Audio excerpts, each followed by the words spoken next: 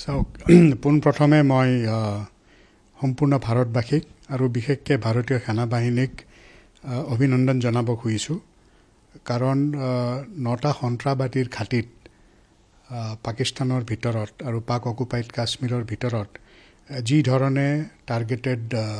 precision attack ভাৰতীয় সেনা বাহিনীয়ে সম্পন্ন কৰিলে আৰু সফলতাৰে সম্পন্ন কৰিলে সেইটো আমাৰ সকলো ভাৰতবাসীৰ বাবে বহুতো গৌৰৱৰ কথা 22 এপ্ৰিলৰ সেই বৰ্বৰ ঘটনাৰ পিছত সমগ্ৰ ভাৰতবাসীয়ে অপেক্ষা কৰি আছিলে সামৰিক পদক্ষেপৰ যিয়ে পাকিস্তানৰ আৰ্মি যিয়ে সন্ত্ৰাসবাদীসকলক বেকিং কৰি থাকে তেওঁলোকৰ এগেইনষ্টে কিছুমান কনক্ৰিট ষ্টেপ লোৱাটো 22 এপ্ৰিলত পেহেলগামৰ ঘটনাৰ পিছত 23 এপ্ৰিলত কেবিনেট কমিটি অন ছিকিউৰিটিঙৰ মিটিঙৰ পিছতে ডিক্লেয়াৰ হৈছিলে যে ইণ্ডাছ ৱাটাৰ ট্ৰিটিক ছাছপেণ্ড কৰাটো আৰু লগতে ডিপ্ল'মেটিক ৰিলেশ্যনশ্বিপ ডাউনগ্ৰেড কৰাটো আৰু তাৰপিছত ভাৰতীয় এয়াৰ স্পেচো বন্ধ কৰি দিয়া হৈছিলে তেনেকুৱা ধৰণৰ তাৰ লগতে কিছুমান প্ৰিপেৰেটৰী একশ্যন যিবোৰ আমি দেখিবলৈ পাইছিলোঁ যেনেকৈ ভাৰতীয় বায়ু সেনাৰ এক্সাৰচাইজ আৰু বাকী সেনা বাহিনীৰো কিছুমান মুভমেণ্ট দেখিব পাইছিলোঁ CRPF আৰু চেণ্ট্ৰেল আৰ্ম পুলিচ ফ'ৰ্চৰো কিছুমান মুভমেণ্ট দেখিবলৈ পাইছিলোঁ তেনেকুৱা ধৰণৰ পৰিস্থিতিত পাক সেনায়ো কাৰণ আমি যদি পিছলৈ যাওঁ উৰিত এটেক 2016ত উৰিৰ এটেকৰ পিছত চাৰ্জিকেল ষ্ট্ৰাইক হৈছিলে 2019ৰ পুলৱামা এটেকৰ পিছত বালাকোট এয়াৰ ষ্ট্ৰাইক হৈছিলে গতিকে পাক সেনা বাহিনীও জানিছিলে যে পেহেলগাম ঘটনাটো সংঘটিত কৰাৰ পিছত তেনেকুৱা ধৰণৰ কিবা এটা ৰেছপন্স ভাৰতবৰ্ষই নিশ্চয় কৰিব গতিকে 22 এপ্ৰিলৰ পিছৰ পৰাই তেওঁলোক নিশ্চয় সষ্টম হৈ আছিলে সেইটো আমি দেখিবলৈও পাইছোঁ আৰু তাৰ পিছত বিশেষকৈ জম্মু এণ্ড কাশ্মীৰৰ লাইন অফ কণ্ট্ৰলত চিজফায়াৰ ভায়লেশ্যন সদায় বাঢ়ি গৈ আছিলে কিন্তু হয়তো তেওঁলোকে কেতিয়াও এনেকুৱা ধৰণৰ এটা টাৰ্গেটেড প্ৰিচিজন ষ্ট্ৰাইক হ'ব বুলি হয়তো তেওঁলোকে ভবা নাছিলে হয় তেওঁলোকে যিবোৰ ষ্টেটমেণ্ট পাকিস্তানৰ পলিটিচিয়ানে হওক বা সেনা বাহিনীৰ ফালৰ পৰাই হওক তেওঁলোকে যিবোৰ ষ্টেটমেণ্ট দিছিলে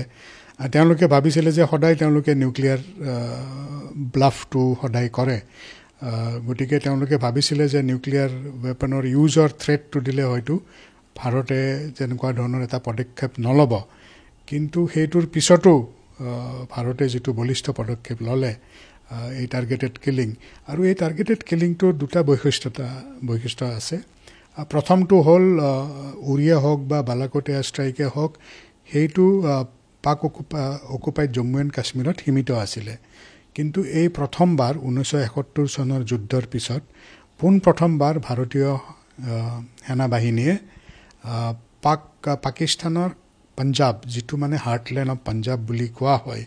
তাত ষ্ট্ৰাইক কৰিবলৈ আৰু সফলতাৰে ষ্ট্ৰাইক কৰিব সক্ষম হৈছে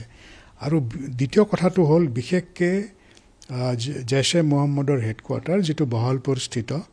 আৰু লস্কৰ-এ তৈয়বাৰ হেডকোৱাৰ্টাৰ যিটো মুৰিদকেট স্থিত এই দুটা পাকিস্তানৰ সন্ত্ৰাসবাদীৰ মেইন ঘাটি এই দুটা ঘাটিত যিটো ষ্ট্ৰাইক হ'ল তাৰে আমি ডেমেজো দেখা পাইছোঁ বিভিন্ন মিডিয়া কাভাৰেজত আমি দেখিবলৈ পাইছোঁ যিধৰণে সম্পূৰ্ণৰূপে ধ্বংস কৰা হৈছে সেইটো তেওঁলোকে নিশ্চয় সপোনতো ভবা নাছিলে আৰু আমি সকলোৱে জানো যে লস্কৰ-এ তৈয়বা আৰু জেইছ-এ মহম্মদে বিগত 25-30 বছৰত ভাৰতত যিমানখিনি সন্ত্ৰাসবাদী কাৰ্যকলাপ সংগঠিত হৈছে বেছিভাগতে তেওঁলোকৰ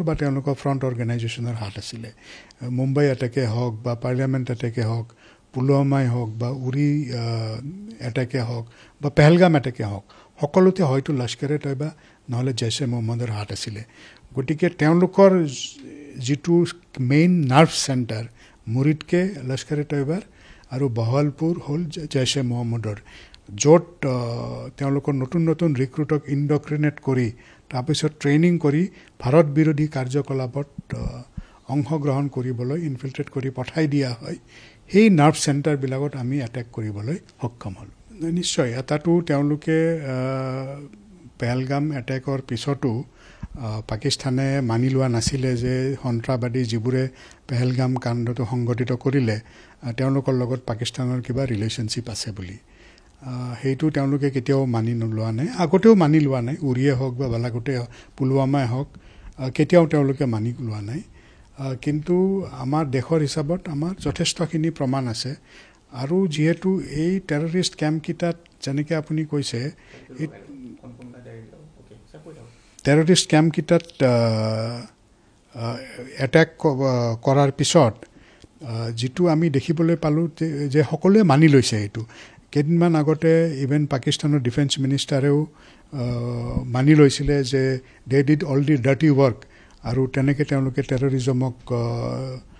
টেৰৰিষ্টক মানে ছাপৰ্ট কৰি আছিলে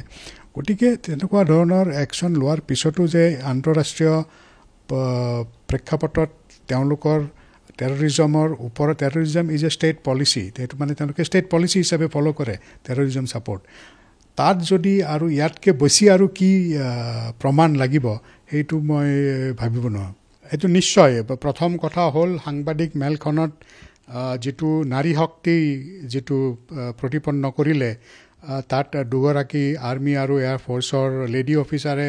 গোটেই ব্ৰিফিংখিনি কৰিলে আৰু সেই ব্ৰিফিংখিনিত তেওঁলোকে যিটো প্ৰমাণ দিলে প্ৰত্যেকটো কেম্পৰে ফটো আৰু ভিজুৱেল দেখুৱাই পেলাই যিটো প্ৰমাণ দিলে সেইটোৰ দ্বাৰা সম্পূৰ্ণ আন্তঃৰাষ্ট্ৰীয় পৰ্যায়ত এইটো প্ৰুভ হৈ গৈছে যে পাকিস্তানৰ সন্ত্ৰাসবাদী ঘাটি আৰু সন্ত্ৰাসবাদক প্ৰশ্ৰয় দিয়াত কিমান তেওঁলোক ইনভলভ গতিকে সেইকাৰণে আমি যিটো তাৰ পিছত যিবোৰ আমি ষ্টেটমেণ্ট দেখিছোঁ বিশেষকৈ আপুনি কোৱাৰ নিচিনা চীনেও যিটো ষ্টেটমেণ্ট দিছে সেইটো চীন হিচাপত চীন আৰু পাকিস্তান ৰিলেশ্যনশ্বিপ হিচাপত বহুখিনি ছফ্ট ষ্টেটমেণ্ট বুলি আমি ভাবোঁ গতিকে এই এটাকে ভাৰতৰ শক্তিকে নহয় ভাৰতৰ সেনাবাহিনীৰ শক্তি আৰু এজ এ নেশ্যন আমি এটা মই ভাবোঁ যে এটা ষ্ট্ৰেটেজিক মেছেজ গৈছে অকল পাকিস্তান বা সন্ত্ৰাসবাদীকে নহয় গোটেই বিশ্বকে যে এইটো এটা নতুন ভাৰত এইটো এটা ৰিচাৰ্জেণ্ট ভাৰত যিয়ে নিজৰ সুৰক্ষাৰ কাৰণে নিজৰ দেশবাসীৰ কাৰণে কঠোৰতম স্থিতি অৱলম্বন কৰিবলৈ কেতিয়াও কুণ্ঠাবোধ নকৰে